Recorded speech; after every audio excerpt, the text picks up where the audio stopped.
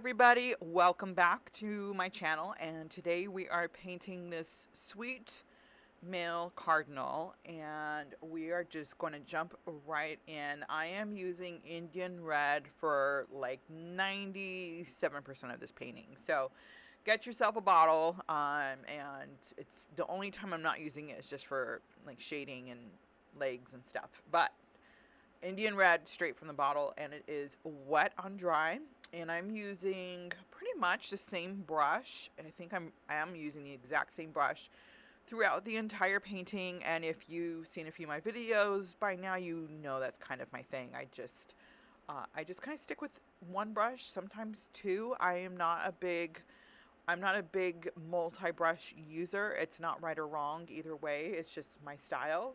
I kind of just get into the zone of painting and don't even think about switching up brushes. But I think it just shows also the flexibility of a brush. And I tell my students all the time, if you're going to get some brushes, get like one or two good brushes instead of getting a whole bunch of not great brushes.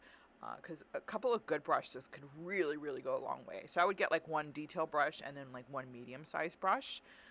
And then just go from there. So I'm just doing these feathered brush strokes throughout. The main tip for this is to keep your brush strokes in the same direction as the feathers. So just kind of pretend you can't brush feathers, but pretend as you can. And if you were to brush feathers, you want to brush it in the same direction that it's going. And so you would brush it in that direction. And so you just kind of emulate that. I just showed you with my hands because somehow I think you can telepathically see me.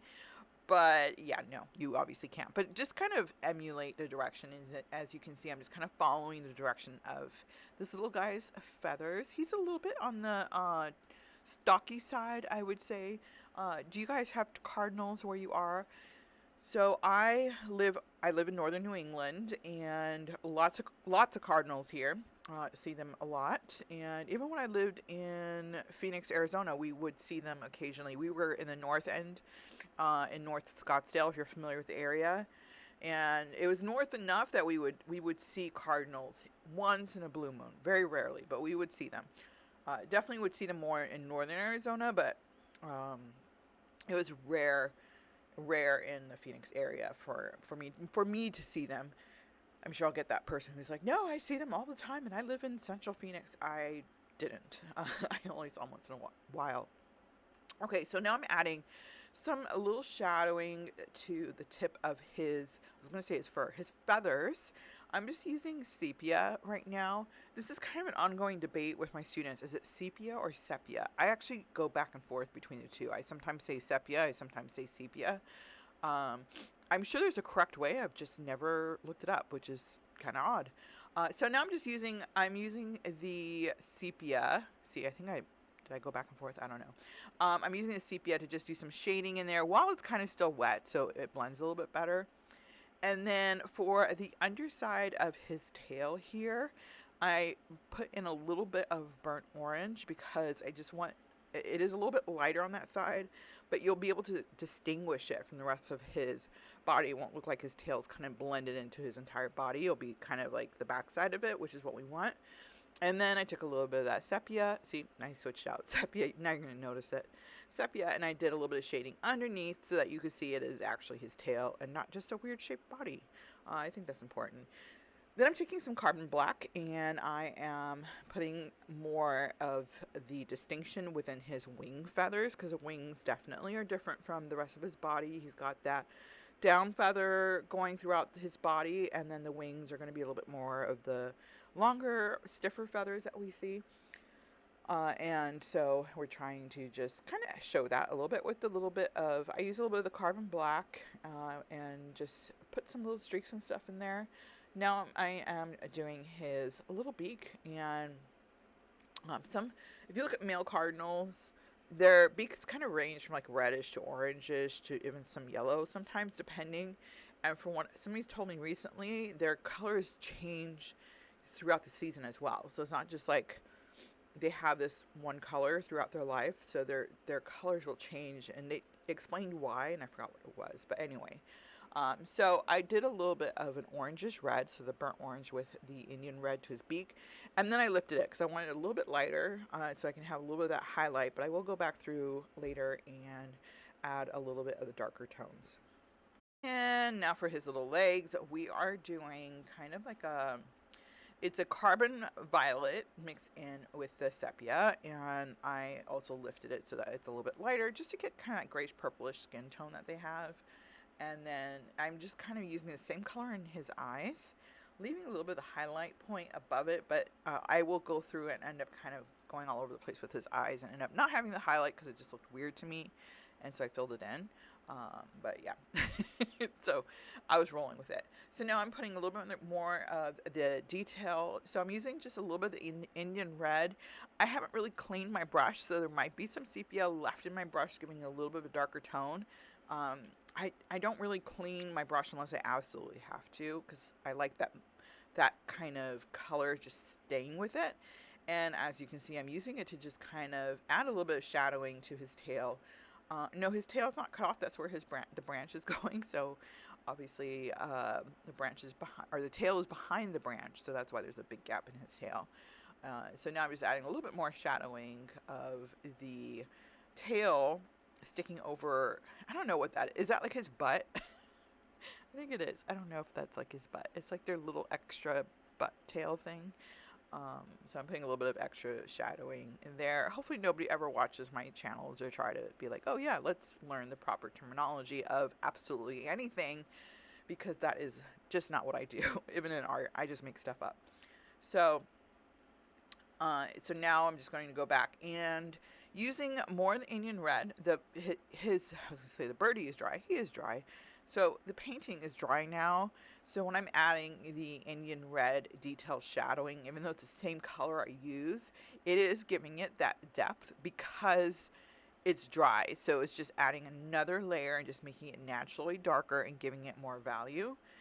So I am just putting in some of these details, which is what takes it from being this flat looking painting to looking like it has depth to it. So hopefully that made sense. And now for the black feathering around his beak, which is quintessential cardinal. That is kind of what they are known for, is like that black feathering around their beak, obviously in their vibrant red color as well. So speaking of Arizona, their team there is the Cardinals, so which is funny because there's like hardly any Cardinals there.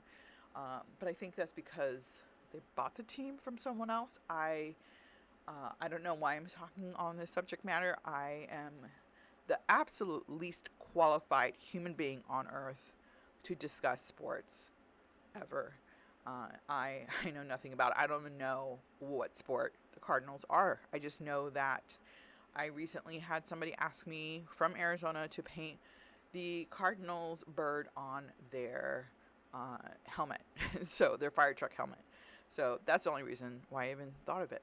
So anyways, adding these final little details here for the beak area, and you want to leave the black to the very end because black smudges very easily, and if you were to do the black first and then try to do the red, you have a much higher chance of it bleeding, and it's just much easier to do the black at the very end. So now I'm giving him his little toenails. He's got to hold on to this branch, so I am just giving him his little toenails, just using what was left on my brush from doing the feathering around his beak.